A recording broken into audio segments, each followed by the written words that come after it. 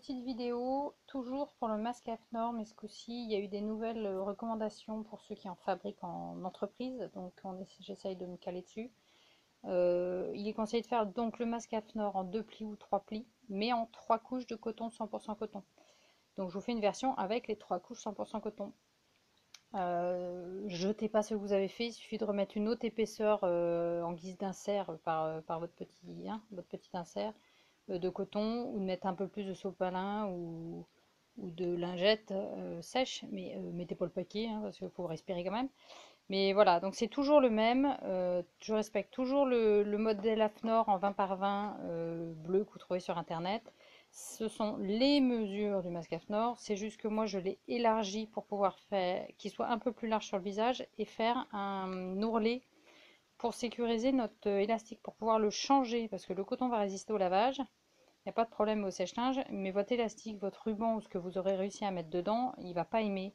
Donc vous le maintenez quand même avec à la fin avec un zigzag au milieu là, pour qu'il ne bouge pas, qu'il ne parte pas au lavage, mais en défaisant vos petits points, vous pouvez l'enlever et le changer avec l'aide d'une épingle à nourrice, d'accord?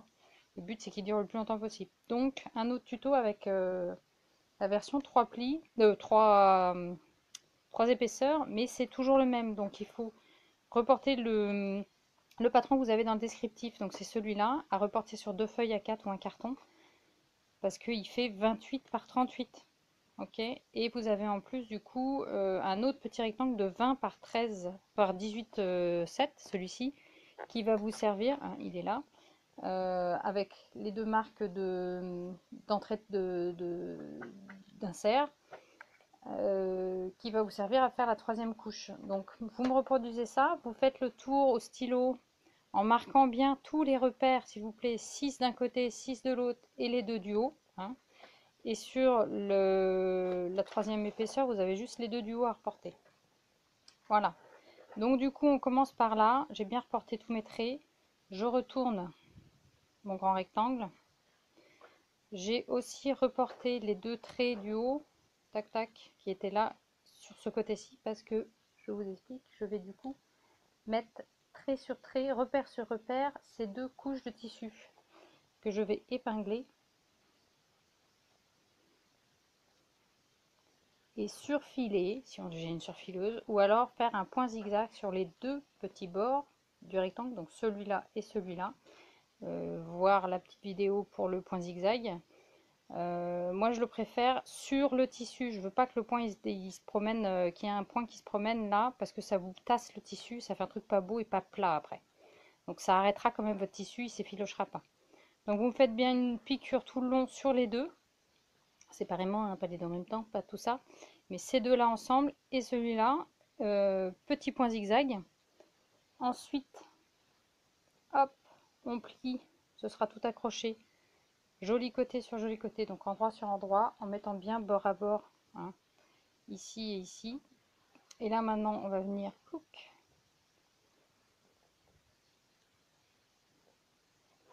faire notre piqûre de maintien ici, c'est-à-dire un point droit avec le pied presseur. Je vous montre, c'est la petite vidéo ici pour vous aider du point presseur, donc valeur de pied de là à là et de votre point de repère à votre bord.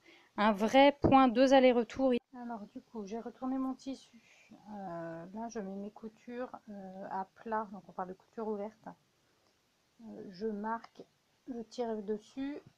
Hop, on a notre pli. Donc maintenant, vous m'épinglez le petit rebord. Parce que sécurité oblige, on va faire une petite piqûre de maintien pour pas que ça bouge. Ça va être lavé à 60 quand même, hein, donc vous venez assurer le coup. Surtout sur la partie où vous avez les deux épaisseurs. Enfin, du coup, ça vous en fait 4, on peut plier. Et vous faites, hop, petite vidéo, une surpiqûre en zigzag ou en point droit, comme vous voulez, vu que c'est déjà, on a déjà surfilé en faisant le zigzag ici, il n'y a pas de souci.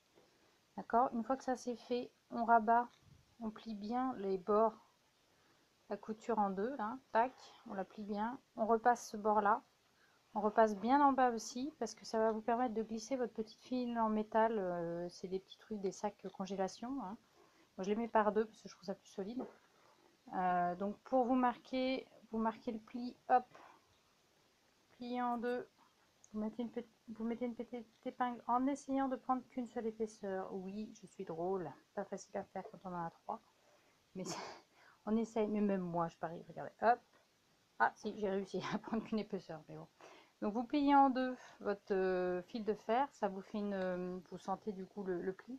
Et vous allez le glisser à l'intérieur au niveau de l'épingle. Vous avez repassé. Donc, du coup, ça vous donne un super bon repère. Vous venez l'attraper là. Au niveau de votre épingle, la bosse est là. Toc, on enlève, on maintient. Quick. On la bloque bien dans le pli. On vient hop, épingler pour le maintenir.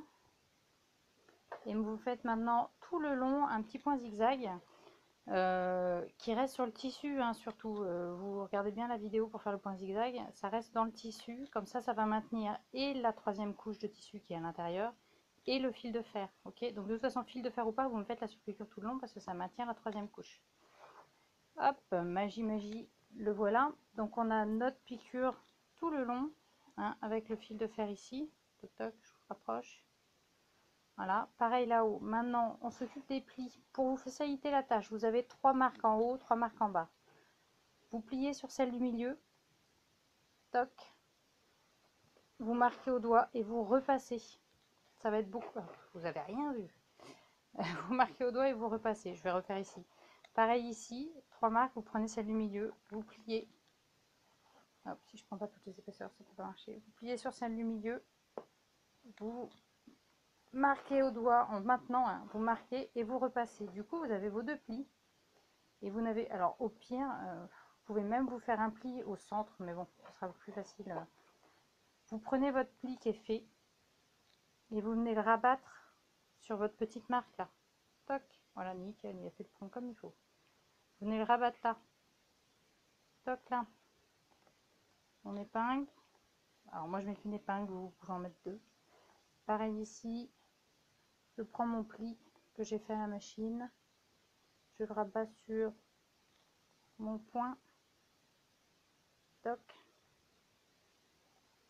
Voilà, on a le premier. Et maintenant que vous avez fait le premier, c'est tout simple. Vous prenez votre deuxième pli et vous venez le coller à l'autre. Pas l'un sur l'autre, hein, vraiment coller. Vous marquez petite épingle de l'autre côté. Alors comme vous voulez, vous pouvez faire repasser après pour marquer votre pli de ce côté-ci, mais c'est pas une obligation. Donc vous me faites une petite couture comme celle-ci. Toc, je vous la montre là.